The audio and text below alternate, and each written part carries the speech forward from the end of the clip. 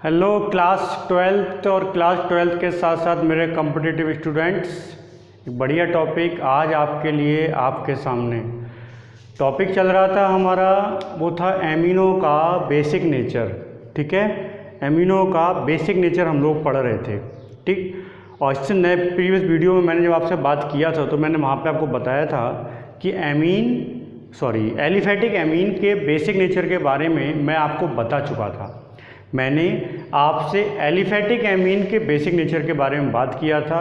आज मैं आपसे बात करने जा रहा हूँ एरोमेटिक एमीन के बेसिक नेचर के बारे में। ये बहुत इम्पॉर्टेंट है, बच्चे इसमें परेशान भी बहुत रहते हैं क्योंकि इसमें सब्स्टिट्यूटेड का फ़र्क पड़ता है, आर्थोमेटा पोजीशन का फ़र्क पड़ता है, उसके बारे में बात करना है। इसलिए एक बहुत इंपॉर्टेंट कॉन्सेप्ट है बेटा ये आपके लिए, और बहुत ही ध्यान से इस कॉन्सेप्ट को समझने का कोशिश कीजिए आप लोग, बड़ा मज़ा आने वाला है इस टॉपिक में। ओके, तो शुरू करता हूँ आपका एरोमेटिक एमीन्स का बेसिक नेचर। तो एक क्वेश्चन पहले यहाँ पे कंप्लीट करते हैं कि ये बात तो आप ही जानते हैं कि एरोमेटिक एमीन जो होते हैं उनका बेसिक नेचर अमोनिया की कंपैरिजन में कम होता है। ध्यान दीजिए, अमोनिया की कंपैरिजन में कम होता है। तो उसके कम होने का जो वजह है पहले वो क्लियर करते हैं। ठीक है, एलिफेटिक एमीन का बेसिक नेचर अमोनिया की कंपैरिजन में ज़्यादा होता है। वहाँ पे लगे हुए एल्किल ग्रुप होते हैं, प्लस आई इफेक्ट दिखाते हैं। उस प्लस आई इफेक्ट के कारण क्या होता है, वहाँ पे नाइट्रोजन पे इलेक्ट्रॉन डेंसिटी बढ़ जाता है, उनका बेसिक नेचर बढ़ जाता है। लेकिन एरोमेटिक एमीन्स का बेसिक नेचर कम हो जाता है क्योंकि वहाँ पे लगा हुआ है कौन, बेंजीन। कौन लगा है, बेंजीन। और बेंजीन की वजह से वहाँ पर बेसिक नेचर में क्या होता है, कमी आ जाती है। ठीक, तो किस प्रकार से कमी आती है और क्या हो जाता है इसके बारे में थोड़ा सा मैं बात करता हूँ, अब ध्यान दीजिए। एरोमेटिक एमीन यानी एक छोटा सा एग्जाम्पल एनिलीन, अगर एनिलीन का बात करूँ तो एनिलीन का बेसिक नेचर कम है और उसका बहुत बड़ा वजह है रेजोनेंस। तो पहले मैं आपको दिखाता हूँ कि एनिलीन के रेजोनेटिंग स्ट्रक्चर हम लोग कैसे बनाते हैं, एग्जाम में पूछे भी जाते हैं, एनसीईआरटी में क्वेश्चन भी है। इसलिए आपको एनिलीन के रेजोनेटिंग स्ट्रक्चर बनाने आपको आने चाहिए। ठीक है, तो देखिए क्या है, एक स्ट्रक्चर मैंने ये बनाया, बहुत ध्यान से समझना बेटा, बहुत इंपॉर्टेंट कॉन्सेप्ट लेके आया हूँ आज। तो ये है एनिलीन, ठीक है, और इस नाइट्रोजन पे क्या होता है, एक लोन पेयर होता है, कोई दिक्कत वाला बात नहीं है, एक शानदार छोटा सा स्ट्रक्चर है इसका। ठीक, अब यहाँ पे क्या होगा, जब नाइट्रोजन पे लोन पेयर है तो लोन पेयर क्या करेगा, बेंजीन क्या करेगा, बेंजीन डबल बॉन्डेड है तो क्या होने वाला है, ये लोन पेयर शिफ्ट होगा यहाँ पे। आप सिंपल सा कॉन्सेप्ट है, कोई दिक्कत वाली बात नहीं है। तो जब ये शिफ्ट होगा यहाँ पे तो क्या होगा, मैं पहले भी कई बार आपसे बात कर चुका हूँ इसके बारे में। ये डबल बॉन्ड हट जाएगा, यहाँ पे नेगेटिव का चार्ज आ जाएगा और डबल बॉन्ड से, क्योंकि n इलेक्ट्रॉन दिए हैं, इस पे पॉजिटिव चार्ज आ जाएगा और बाकी दोनों बॉन्ड वैसे के वैसे ही रहेंगे, इसमें कोई परिवर्तन नहीं होगा। ठीक है बात। फिर क्या होगा, ये इलेक्ट्रॉन यहाँ से यहाँ शिफ्ट होंगे और अगर ऐसा होगा तो फिर कंडीशन क्या हो जाएगा, ऊपर वाला तो सेम रहना है, यहाँ पे तो कोई चेंज होना ही नहीं है। और क्या होगा, यहाँ पे नेगेटिव चार्ज आ जाएगा, बॉन्ड इस तरीके से आ जाएंगे। पढ़ा है आप लोगों ने, ये कोई दिक्कत वाला बात नहीं है, आप आराम से इसको रिलैक्स माइंड से बिल्कुल करिए, कर सकते हैं आप। फिर क्या होता है, ये इलेक्ट्रॉन यहाँ से यहाँ शिफ्ट होंगे, तो जब ये इलेक्ट्रॉन यहाँ से यहाँ शिफ्ट होंगे तो क्या, ऊपर तो सेम रहना है, n लगा है, h लगा ही दे रहा हूँ मैं, और अब नेगेटिव चार्ज यहाँ पे आ जाएगा, बॉन्ड ये हो जाएंगे और फाइनली फिर ये स्ट्रक्चर आपका निकल के आ ही जाएगा, इलेक्ट्रॉन वापस वहाँ पहुँच जाएंगे। अब बात ये है कि जब एरोमेटिक एमीन में नाइट्रोजन पर प्रेजेंट लोन पेयर अपने में ही बिजी है, यानी वो किसी और की मदद करना नहीं चाहता, किसी और को लोन पेयर देना नहीं चाहता, अपने परिवार में है, अपने में सुखी है, उसे किसी से कोई मतलब नहीं है। जब वो लोन पेयर किसी को दे ही नहीं रहा, लुईस ने कहा था लोन पेयर देने वाले बेस होते हैं, तो जब वो लोन पेयर दे ही नहीं रहा तो बेस कैसे बनेगा, क्यों, क्योंकि लोन पेयर तो है उस पर, बट वो लोन पेयर कैसा है, फ्री नहीं है। लोन पेयर बेंजीन में इंगेज हो गया, लोन पेयर हर जगह बट गया, जिस कारण नाइट्रोजन अपना लोन पेयर नहीं दे पाता और एरोमेटिक एमीन का बेसिक नेचर कम हो जाता है। बहुत सिंपल, यानी अगर तीन की बात करूँ, तीन में कंपेरिजन करूँ, एलिफेटिक एमीन, एरोमेटिक एमीन और अमोनिया, तो सबसे ज़्यादा बेसिक कौन, एलिफेटिक एमीन, उससे कम कौन, अमोनिया, और उससे कम कौन हो जाएगा, एरोमेटिक एमीन। ठीक है बात, इतनी बात खत्म हो गई। दूसरी बात, जब इनमें अलग से ग्रुप आते हैं, that is called substituted group. अलग से जब इनमें ग्रुप आएंगे तो उन ग्रुप्स के आ जाने पर भी बेसिक नेचर इफेक्टेड होता है। और आप जानते हैं, मान लीजिए कोई अट्रैक्टिंग ग्रुप आ जाए, मैं इसी की बात करूं इस स्ट्रक्चर में, अगर कोई अट्रैक्टिंग ग्रुप आ जाए तो अट्रैक्टिंग ग्रुप आने के कारण जो लोन पेयर देने का पॉसिबिलिटी था, नाइट्रोजन जो पॉसिबिलिटी, पहली बात तो पॉसिबिलिटी कम होती जा रही है, और जो पॉसिबिलिटी था भी उस अट्रैक्टिंग ग्रुप के आने के कारण वो पॉसिबिलिटी पहले की कंपैरिजन में और कम हो गई, यानी बेसिक नेचर कम हो जाएगा। इसका मतलब बेंजीन में अट्रैक्टिव ग्रुप के आ जाने पर बेसिक नेचर कम हो जाएगा, जबकि डोनेटिंग ग्रुप जो इलेक्ट्रॉन देने वाले ग्रुप होंगे उनके आ जाने पर क्या होगा, बेसिक नेचर बढ़ जाएगा, क्योंकि वो कुछ ना कुछ करके नाइट्रोजन पर इलेक्ट्रॉन डेंसिटी को बढ़ाने का कोशिश करेंगे।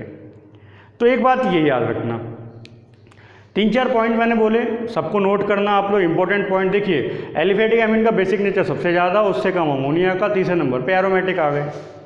दूसरी बात, एरोमेटिक एमीन का बेसिक नेचर कम हो जाता है, क्यों? क्योंकि नाइट्रोजन लोन पेयर देने के लिए तैयार नहीं है, वो अपने परिवार में ही अपने लोन पेयर का हिसाब किताब पूरा कर रहा है। तीसरी बात, यदि कोई इलेक्ट्रॉन डोनेटिंग ग्रुप आ जाए तो डोनेटिंग ग्रुप के आ जाने पर बेसिक नेचर बढ़ता है। ये एलिफेटिक पे भी लागू होती है, ये बात एरोमेटिक पे भी लागू होती है। और अगर अट्रैक्टिंग ग्रुप आएगा तो अट्रैक्टिंग ग्रुप के आने पर बेसिक नेचर कम हो जाता है, क्योंकि फिर वो नाइट्रोजन इतनी आसानी से अपने लोन पेयर को नहीं देता है। इतनी बात समझ में आ गया। अब आइए अगली कंडीशन पे। अगली कंडीशन क्या है कि जो ग्रुप आ रहे हैं वो बेंजीन में कौन सी पोजीशन पर जाकर लगेंगे, उस पोजीशन के अकॉर्डिंग भी बेसिक नेचर परिवर्तित होता है। और वास्तव में आज मैं इसी कॉन्सेप्ट को लेकर आपके सामने आया हूँ। ये तो आप मेरे स्टूडेंट्स को पहले से ही जानते हो, इसमें कोई बात नहीं है, ये तो आपको पहले से पता है। तो जिस कॉन्सेप्ट को लेके मैं आया हूँ उस कॉन्सेप्ट पे आप थोड़ा सा ध्यान दीजिए, ठीक है। टॉपिक का नाम मैं अभी आपको नहीं बताऊंगा, कुछ बातें मैं कर चुका है, यानी कुछ बातें हो चुकी हैं और कुछ बातें अभी हैं बाकी। किसके बारे में? एरोमेटिक एमीन के बेसिक नेचर के बारे में। तो इस पर थोड़ा सा फोकस कीजिए, कसम से मज़ा आने वाला है आपको, बहुत ध्यान दीजिए आप इस पर। अब क्या करने वाले हैं हम लोग, ध्यान दीजिए। मान लीजिए मेरे पास में दो का कंपैरिजन कर रहा हूँ इस समय। एक है मेरे पास में एनिलीन, और एनिलीन के साथ में मेरे पास में आ गया टालुडीन, आर्थोटालुडीन। मैं बता चुका हूँ पहले, टालुडीन के आ जाने पर टालुडीन हो जाता है। अब आपसे कहा जाए बताइए किसका बेसिक नेचर ज़्यादा, इसमें अगर आपसे कहा जाए बताइए किसका बेसिक नेचर ज़्यादा, तो 99% बंदा बोलता है, बोले साहब CH3 लगाए। CH3 एक डोनेटिंग ग्रुप है, डोनेटिंग ग्रुप के आ जाने पर इलेक्ट्रॉन डेंसिटी बढ़ेगा नाइट्रोजन पर, और नाइट्रोजन पर इलेक्ट्रॉन डेंसिटी बढ़ेगा, इसका मतलब नाइट्रोजन आसानी से इलेक्ट्रॉन को दे पाएगा, और नाइट्रोजन अगर आसानी से इलेक्ट्रॉनों को दे पाएगा इसका मतलब बेसिक नेचर बढ़ गया। बट ये गलत है, सही क्रम ये है। एक बहुत इंपॉर्टेंट लाइन बोल रहा हूं, नोट करो आप लोग। लाइन क्या बोल रहा हूं? लाइन ये है कि एनिलीन में आर्थो सब्स्टिट्यूटेड एनिलीन, नोट करिए आप, आर्थो सब्स्टिट्यूटेड एनिलीन का बेसिक नेचर हमेशा एनिलीन की कंपैरिजन में कम होगा, चाहे आने वाला ग्रुप डोनेटिंग हो, चाहे आने वाला ग्रुप एक्सेप्टिंग हो, ठीक है। आर्थो पोजीशन पर चाहे डोनेटिंग ग्रुप आके लग जाए, चाहे एक्सेप्टिंग ग्रुप आके लग जाए, विड्रॉइंग ग्रुप आके लग जाए, देने वाला ग्रुप लग जाए, लेने वाला ग्रुप लग जाए, लेकिन वो एनिलीन की क्षारीयता उसकी कंपैरिजन करोगे तो एनिलीन की कंपैरिजन उसकी क्षारीयता हमेशा कम हो जाती है। और इस घटना को एक नाम भी दिया है, इसे हम लोग कहते हैं ऑर्थो इफेक्ट। और आज जो मैं आपसे कॉन्सेप्ट जिसकी मैं बात कर रहा था उसी का नाम ही आर्थो इफेक्ट है। और आज मैंने अपना स्पीड को इसीलिए कम कर रखा है क्योंकि आर्थो इफेक्ट एक बहुत शानदार, एक बहुत ज़बरदस्त टॉपिक है। यानी क्वेश्चन ये आता है कि अगर आर्थो पोजीशन पे देखो, अगर अट्रैक्टिंग ग्रुप लगाए और अट्रैक्टिंग ग्रुप की वजह से बेसिक नेचर कम हो रहा है तो ये बात तो समझ में आती है। सब अट्रैक्टिंग ग्रुप लगा था, उसने इलेक्ट्रॉन खींच लिया, बेसिक नेचर कम हो गया, बात समझ में आई। लेकिन अगर डोनेटिंग ग्रुप भी बेसिक नेचर को कम कर रहा है तो ये तो चमत्कार हो गया साहब, केमिस्ट्री अपवादों का विषय है साहब। तो यहाँ पर क्या हुआ, उसका बेसिक नेचर कम हो गया, इसी घटना को नाम दिया गया है आर्थो इफेक्ट। अब मैं आपसे आर्थो इफेक्ट के बारे में बात करने जा रहा हूँ। थोड़ा सा इस कॉन्सेप्ट पे आप ध्यान दीजिए कि क्या है आर्थो इफेक्ट और मैं क्या बताने जा रहा हूँ आपको। ठीक है, शुरू करूँ आर्थो इफेक्ट। चलिए ध्यान देना, फिर से एक बार लाइन को बोल दूँ मैं। आर्थो इफेक्टेड यानी ortho substituted aniline, ortho substituted aniline का बेसिक नेचर हमेशा कम होगा किससे? एनिलीन से, चाहे वो आर्थो सब्स्टिट्यूटेड इलेक्ट्रॉन विड्रॉइंग हो चाहे वो डोनेटिंग हो। ठीक है बात। अब ध्यान दीजिए कॉन्सेप्ट क्या है, बहुत मज़ेदार कॉन्सेप्ट बता रहा हूँ, ध्यान दीजिए। जब आप एनिलीन को वाटर में लेके गए, हम ये कहते हैं कि लोन पेयर देने वाला हो, एसिडिक नेचर कहते हैं कि H+ देने वाला हो, लेकिन H+ देगा तो कि सोल्यूशन में ही जाके ऐसे हवा में लौट डाल देगा। आपने कहा कि साहब कार्बोक्सिलिक अम्ल एसिडिक नेचर रखते हैं, मैंने कि क्यों कहा, क्यों रखते हैं? तो आप ही ने मुझे बताया था, बोले H+ दे देंगे। मैंने तो क्या हो गया? बोले H+ देने के बाद में कार्बोक्सिलेट बना लेते हैं। मैंने फिर क्या हुआ? बोले साहब कार्बोलेट जो है वो रेजोनेंस के कारण स्थायी है। मतलब अगर किसी के H+ निकलने के बाद बचने वाला सारा बवाल जो बचा हुआ आयन है, मान लो H+ निकला तो जाहिर सी बात है एनायन बचा है, नेगेटिव वाला बचा है, तो अगर बचा हुआ नेगेटिव पहले की कंपैरिजन में ज़्यादा स्थायी हो गया तो उस H के जाने का कोई फर्क नहीं पड़ेगा, उस H के जाने का कोई फर्क नहीं पड़ेगा। तभी तो हमने कहा बोले साहब कार्बोक्सिलिक एसिड अम्लीय हो जाते हैं, क्यों हो जाते हैं? बोले साहब वो H देने के बाद में कार्बोक्सिलेट बनाता है और कार्बोक्सिलेट रेजोनेंस के कारण स्थायी हो जाता है। तो कार्बोक्सिलेट के बाद जब H कहता है भैया मैं जा रहा हूँ, तो वो कार्बोक्सिलेट कहता है जा, तेरी मेरे को आवश्यकता नहीं है, तू चला जा, मैं बिना तेरे भी स्थायी हूँ, कोई ज़रूरत नहीं मुझे तेरी। अगर ऐसा ही बेस में हो, यानी बेस में लोन पेयर देने के बाद कह लीजिए, या ब्रॉन्स्टाइल लॉ के अकॉर्डिंग बोलो H+ लेने के बाद कह लीजिए, जो बनने वाला आयन है अगर वो आयन बनने के बाद स्टेबल हो रहा है, इट्स मीन बेसिक नेचर बढ़ रहा है। अगर आयन स्टेबल हो रहा है इसका मतलब बेसिक नेचर बढ़ रहा है। जैसे अमोनिया होता है, NH3 वाटर में पहुंच के NH4+ में कन्वर्ट हो जाता है, NH4+ बनाता है। ओके, तो अगर ऐसे ही एनिलीन जब वाटर में पहुंचा और उसने जो आयन बनाया और वो आयन अगर स्टेबल है, इसका मतलब एनिलीन का बेसिक नेचर ज़्यादा हुआ। CH3 लगाए, उस CH3 के लग जाने के बाद में यदि बनने वाला आयन का स्टेबिलिटी कम हो जाए, इसका मतलब बेसिक नेचर कम हो गया। जो आयन ज़्यादा स्टेबल होगा वो बेसिक नेचर भी ज़्यादा शो करेगा। एसिडिक पे भी लागू होता है। जैसे फिनॉल पे आ जाओ, फिनॉल ने भी अपना H+ क्यों निकाल दिया था? क्योंकि फिनॉल से H+ निकलने के बाद बचने वाला फिनॉक्साइड, वो फिनॉक्साइड क्या हो गया था? स्थायी हो गया था अनुनाद के कारण, इसलिए तो उसने अपना H+ दे दिया था और इसी माले फिनॉल एसिडिक जाता था। एल्को ऑक्साइड नहीं होते, एल्कोहल इतने एसिडिक नहीं होते, उसका वजह भी यही था। एल्कोहल एसिडिक क्यों नहीं होते? क्योंकि उनमें रेजोनेंस नहीं करता वहाँ पे। ठीक है ना बात। अब कहानी समझिए, कहानी क्या है, इस कहानी को थोड़ा सा जीते हैं हम लोग, मज़ा आएगा आपको। मैं बात कर रहा हूँ इस समय इसकी, इसे आप जानते हैं। ये मैंने क्या करा, मैंने 3 H लगाए हैं।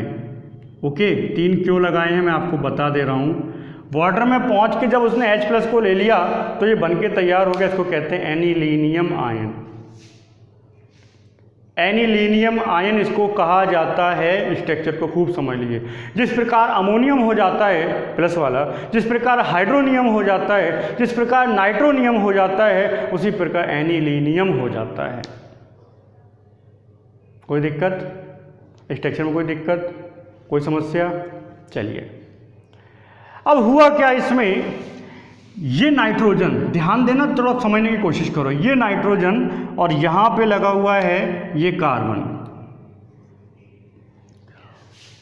अब इसकी कंपैरिजन में एक स्ट्रक्चर में और बना रहा हूँ, उस पर ध्यान दीजिए आप। एक स्ट्रक्चर में बना रहा हूँ ये भी वही बना रहा हूँ, बट अब क्या होने वाला है, ये आ गया CH3, मिथाइल ग्रुप लगा दिया। सवाल तो यही है कि मिथाइल लगा देने के बाद में बेसिक नेचर बढ़ना चाहिए, बढ़ क्यों नहीं रहा? ग्राही लगा होता बेसिक नेचर कम हो गया, बात समझ में आ रहा है। लेकिन दाता के लगे होने पर भी बेसिक नेचर नहीं बढ़ रहा, यही तो खेल था पूरा, यही खेल तो हम लोग समझाने जा रहे हैं, तो उसी के बारे में बात कर रहे हैं हम लोग। ठीक है ना बात। अब करें क्या, इस चीज़ को समझो आप। देखिए यहाँ पर ये लगा हुआ है आपका मिथाइल ग्रुप, बहुत ध्यान से समझना। आर्थो इफेक्ट क्या है मैं इसको बताने जा रहा हूँ। मिथाइल ग्रुप लगा हुआ है और यहाँ पे लगा हुआ है ये पूरा एक ग्रुप, अमीनो ग्रुप था, इस समय नहीं है अमीनो ग्रुप लेकिन अमीनो ग्रुप है। तो क्या होता है, ये मिथाइल ग्रुप जो है वो इस अमीनो ग्रुप पर रिपल्शन दिखाता है। आर्थो पोजीशन में लगा है, पास में लगा हुआ है और पास में लगे होने के कारण क्या करता है, रिपल्शन दिखाता है। अब रिपल्शन पे होता क्या है देख समझो आप। देखिए मान लीजिए इस तरीके से आपके 3 हाइड्रोजन लगे हुए हैं, ऊपर वाले के बता रहा हूँ मैं, नीचे बेंजीन लगी, जहाँ मेरी फिंगर्स हैं वहाँ पे बेंजीन लगा हुआ है, यहाँ पे लगा हुआ है कोई मिथाइल ग्रुप।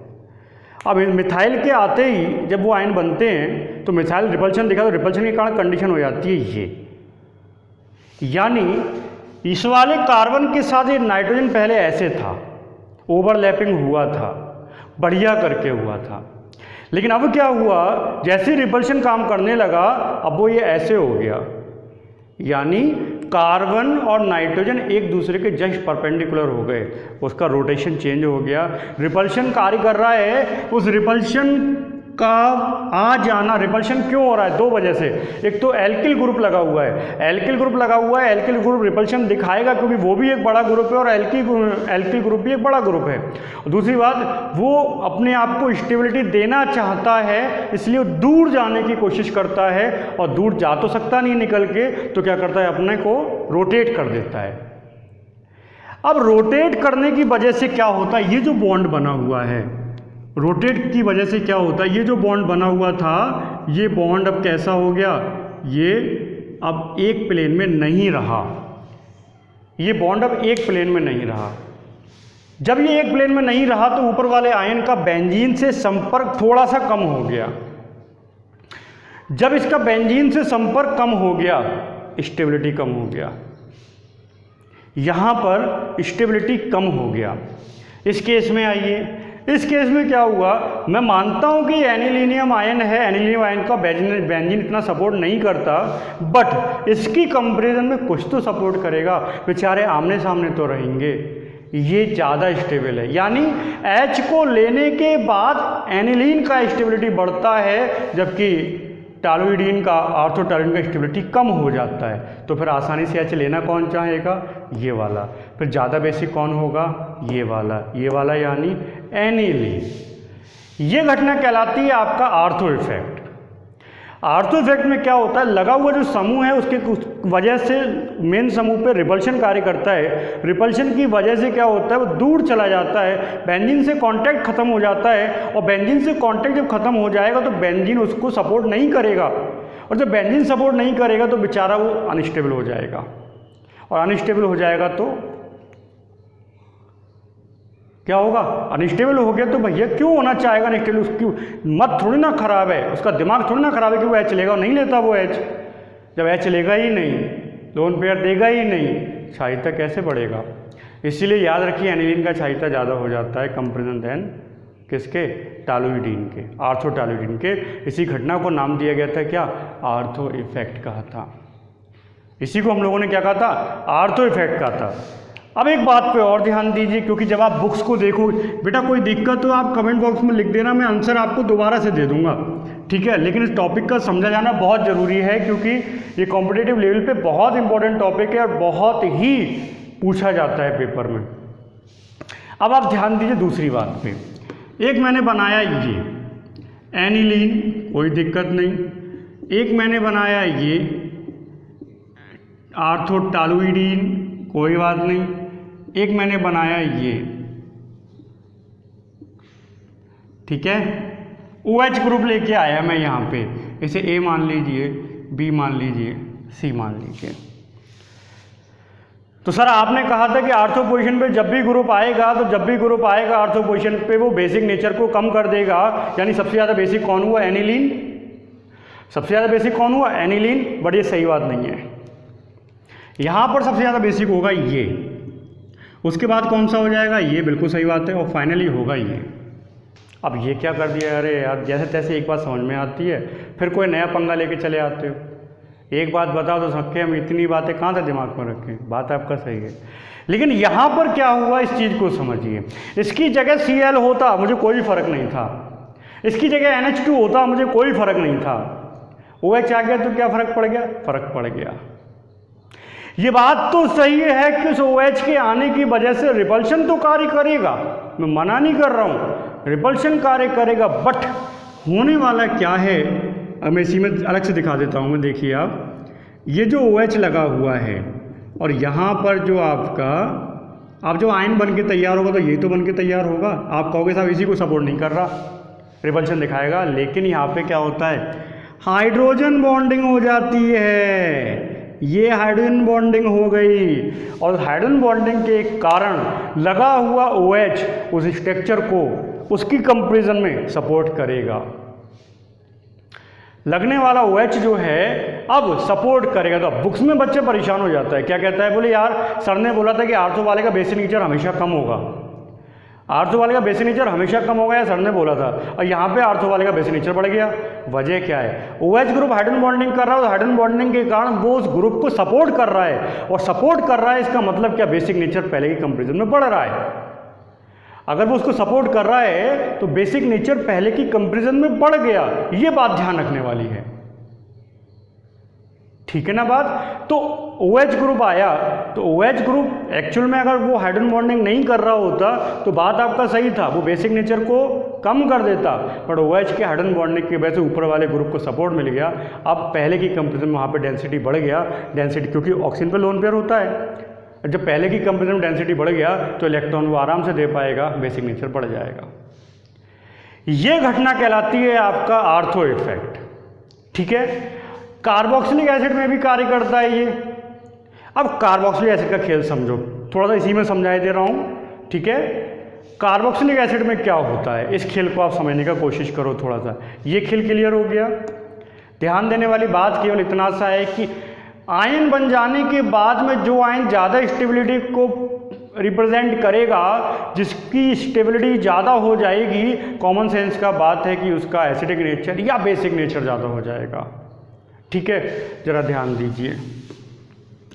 अब मैं इसकी जगह एक कार्बोक्सिलिक एसिड उठाता हूँ, क्योंकि कार्बोक्सिलिक एसिड में भी ये घटना काम करती है। कार्बोक्सिलिक एसिड का स्ट्रक्चर लिया मैंने,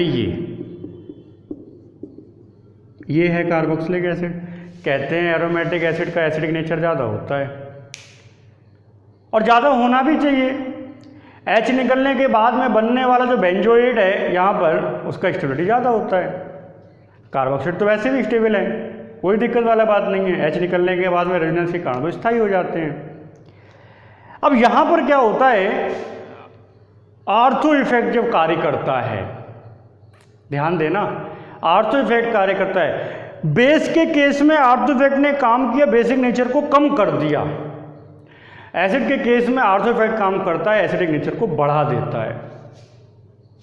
ध्यान देना इस चीज पे।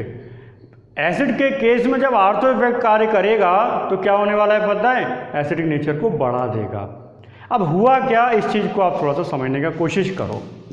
ये मैंने बनाया बेंजीन, ये हो गया C डबल बॉन्ड O, और मैं कार्बोक्सिल आयन का स्ट्रक्चर बना रहा हूँ इस समय। ये बनाया, ये कंडीशन है।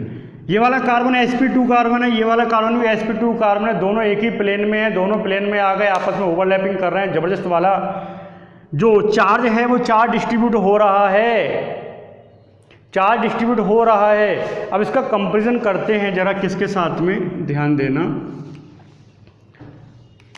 आर्थो सब्स्टिट्यूटेड के साथ। अब ये आया आपका भाई साहब आर्थो सब्स्टिट्यूटेड, यहाँ पे आ गया CH3। अब कंडीशन क्या हुआ इसको समझो।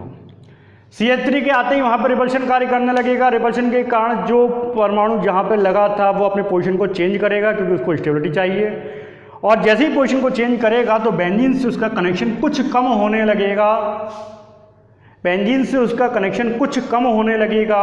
इसलिए जब यहाँ पे रेजोनेंस होगा तो चार्ज इन दो एटम्स के बीच में ही बटके रह जाएगा। ऐसे तो दिखाएंगे हम लोग, क्योंकि नीचे अनुनाद नहीं होगा, अब अनुनाद चल रहा है इनके बीच में, यहीं पे तो चल रहा है, यहाँ पे नेगेटिव चार्ज जो है दोनों ऑक्सीजन पे इक्वल बट जाएगा, जिस कारण इसका स्टेबिलिटी इससे ज़्यादा होता है। यहाँ पर क्या होता है, चार्ज इक्वली डिस्ट्रीब्यूट नहीं होता। इसने इसको इलेक्ट्रॉन खींचा, बेंजीन लगा हुआ है, बेंजीन नीचे को इलेक्ट्रॉन ले आया, या कहता हूँ मैं बेंजीन ने सपोर्ट किया इलेक्ट्रॉन, बेंजीन ने ऊपर पहुँचाया इलेक्ट्रॉन यहाँ पे, बट उस कंडीशन में दोनों ऑक्सीजन पे चार्ज का इक्वली डिस्ट्रीब्यूशन नहीं होता। इस कंडीशन में चार्ज का इक्वल डिस्ट्रीब्यूशन हुआ है, और चार्ज का जब इक्वल डिस्ट्रीब्यूशन हो जाएगा तो वो रेजोनेटिंग स्ट्रक्चर ज़्यादा स्टेबल होता है। फिनॉक्साइड में यही तो हुआ था। कहने को कार्बोक्सिलेट आयन जो होता है इसके केवल 2 रेजोनेटिंग स्ट्रक्चर होते हैं, फिनॉक्साइड बनाता है 5 रेजोनेटिंग स्ट्रक्चर, लेकिन फिर भी कार्बोक्सिलेट ज़्यादा स्टेबल क्यों था? क्योंकि कार्बोक्सिलेट आयन में जो चार्ज डिस्ट्रीब्यूशन था वो दोनों ऑक्सीजन के बीच में इक्वल था। फिनॉक्साइड में कभी इक्वल डिस्ट्रीब्यूशन नहीं होता, इसलिए उसको ज़्यादा स्टेबल माना था हम लोगों ने, और इसीलिए कार्बोक्सिलिक एसिड के एसिडिक नेचर फिनॉल से ज़्यादा था। कुछ ऐसा ही कंडीशन यहाँ पे आ गया। इसके आते ही बेंजीन से कनेक्शन खत्म, बेंजीन से कनेक्शन खत्म होते ही चार्ज का डिस्ट्रीब्यूशन आपस में इक्वल होने लगा। यहाँ पे ऐसा नहीं होता, और जब यहाँ पे ऐसा नहीं होता इसका स्टेबिलिटी कम होगा, यानी आर्थो ग्रुप के आ जाने की वजह से स्थायी कार्बोक्सिलेट बन रहे हैं, और स्थायी कार्बोक्सिलेट बन रहे हैं, इसका मतलब एसिडिक नेचर पहले की कंपेरिजन में कैसा हो जाएगा, अच्छा हो जाएगा। तो ध्यान दीजिए, आर्थो इफेक्ट के कारण एसिडिक नेचर तो बढ़ जाता है, याद रखना बेटा, बहुत इंपॉर्टेंट कॉन्सेप्ट लिया है आज मैंने। एसिडिक नेचर तो बढ़ जाएगा आर्थो इफेक्ट के कारण, परंतु बेसिक नेचर कम हो जाता है। आर्थो इफेक्ट क्या कहता है कि आर्थो सब्स्टिट्यूटेड कंपाउंड्स का बेसिक नेचर कम हो जाना आर्थो इफेक्ट है, या आर्थो सब्स्टिट्यूटेड कार्बोक्सिलिक एसिड का एसिडिक नेचर का बढ़ जाना आर्थो इफेक्ट कहलाता है। ओके, इस टॉपिक को कंप्लीट कीजिए आप। अब आप बुक्स में कंपैरिजन को देखिए, शायद अब वो कंपैरिजन जो कर रहे हैं कि किसकी एसिडिक नेचर ज़्यादा है, किसका बेसिक नेचर ज़्यादा, ये अब आपके समझ में थोड़ा सा आने लगेगा। फिर भी कोई दिक्कत है आप मुझे लिख के भेज दीजिए, मैं उस दिक्कत को सॉल्व करूँगा। इस टॉपिक को कंप्लीट कीजिए, फिर मिलेंगे हम लोग, तब तक के लिए धन्यवाद।